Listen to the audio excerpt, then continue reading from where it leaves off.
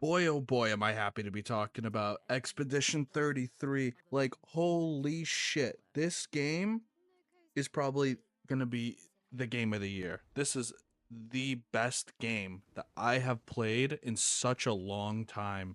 There isn't a game that has had me on my feet like this one, and I really hope to see more from this developer. But let's break it down and I'll tell you what exactly I liked and what I didn't like about this game. To start it off, I want to talk about the story. I mean, I have never seen a story this good, especially from a developer this small. This game was made by, if I remember correctly, 30 people.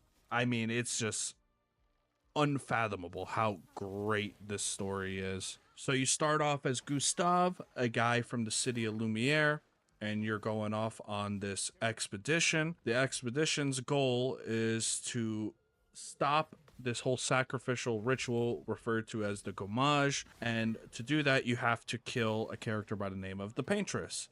She is pictured as the ultimate bad guy throughout the game, and the end goal is just to stop her. On your way to getting to your end goal, you're going to meet a bunch of new characters, and they are all fully fleshed out. Like, you can have conversations with them, and you can learn way more than you would about these characters, even though they come off as side characters, than you would in any other game. Me personally, there is a character, I won't say his name because I don't want to spoil too much for people, but he has this whole lore written out for him that is completely unnecessary. We find out way more than we should know about a character like this, but I personally loved it because I found that one character that I really liked, and the developers decided, okay, well, let's write him this whole plot line and write this whole story about him so you could know everything that you possibly want to know about this character. And it left me wanting more, which is a good thing. I always love it when there's good writing in games. I'm a huge nerd for these things, and the fact that they gave me a character that I want to learn even more about is amazing. And I really hope that we see more in the future. Maybe they release some DLC for the game and we get to explore these certain characters a little more.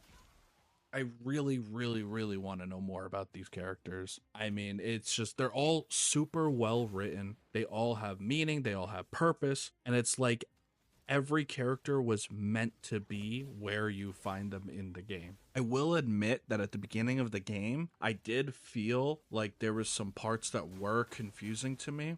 But it's one of those games where you just have to keep playing it and everything will make sense in the end. It's kind of like when I watched Game of Thrones for the first time, there were some things that I was a little confused about. I didn't read the books, I just went straight into the show. Then, when I watched the show a second time, everything made sense. But fortunately for us, with Expedition 33, you don't really need to play it a second time to really grasp the story. I mean, obviously, there's a lot of replayability in the game. You could do a bunch of new builds with a bunch of different characters, but when it came to the story, one playthrough is all you really need to completely understand the events, why they transpired, who was behind what, and who had any hand in anything involving anything in the game.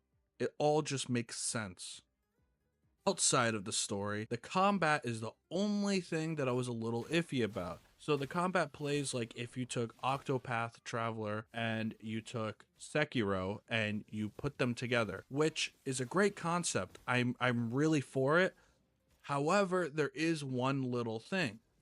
The parry system is really, really difficult. I'm not going to say bad because I don't think it's bad. It's just very frustrating, and the window for a parry is a lot tighter than any other game on the marketplace. There was a Reddit user who went through and did the math, and I'm going to link his post somewhere over here. And he did the math and found out that it was about a 9 frame window for a parry. So the weapon literally has to be inside of your character when you hit that parry button in order for it to work. And I just found myself getting way more frustrated than I should have when I was trying to parry attacks. Because the way that the combat works is if you dodge an attack, you don't take the damage, but you don't gain a benefit. Where if you parry a chain attack at the end of it, you'll do a little retaliatory strike. And I thought it was great. I mean, the combat was really awesome. I had a lot of fun with it. The characters work together, and you don't have to play them a certain way. You can play them whatever way you want. Character A will work with character B, which will also work with character C. But now you replace one of those characters with character D or E or F, and they're still gonna work. They all synergize very well together. And I just thought that it worked perfectly. Just the parry system was the only thing that's a little messed up. The combat cues are really tough to read because on certain attacks, the game will slow down, and your gamer brain will be like, oh, okay, this is where I press my parry. So I'll press the parry and it won't parry because I did it too soon. What I learned towards the end of the game was that when the game slows down, it is actually a warning that you have to parry soon. So you kind of have to predict when the slowdown is going to stop, and then boom, you hit your parry button, and then now you parried the attack. But that's not always the case, because sometimes the animations don't line up with the attack. You'll see a character pull its arm back to punch, but you don't know that the character is going to hold the punch for 3 or 4 seconds. And then they go to attack again, and then now you see them pull their arm back, but now they're doing a completely different attack that you didn't account for. So the timing is way off because now you have to learn the timing for the same animation but for a different kind of attack. So instead of holding their arm back for 2 seconds, now they're holding it back for, let's say, 5 seconds. And it really, I felt like some of the timings were off. I hope it wasn't intended, but it definitely did feel like some of the timing was very off to the point where some fights took hours instead of, let's say, a half hour. I like difficulty in games, but it just felt like certain points were more difficult than they had to be because of this parry mechanic and because of the attack timings. Now to talk about the map. Once you progress a little bit into the game, you get to see the grand map where you can travel from zone to zone to zone, right? And there was a very linear progression path across the map. However, what I liked was that they offered alternate paths. So you can get to the same place, but you just take a little detour and you get to see a brand new zone and new monsters, and you just get to really feel like you are immersed in a world rather than a line. I don't like it when games force you to go into a straight line to your target. For some games it makes sense, but for a game like this, I'm glad they didn't do it like that. The option to kind of free roam and choose when you go somewhere and how you get there is fantastic. Obviously you have to go to point A to get to point B to get to point C, and you can't skip parts in this game, but you can choose to go left instead of right or straight instead of right.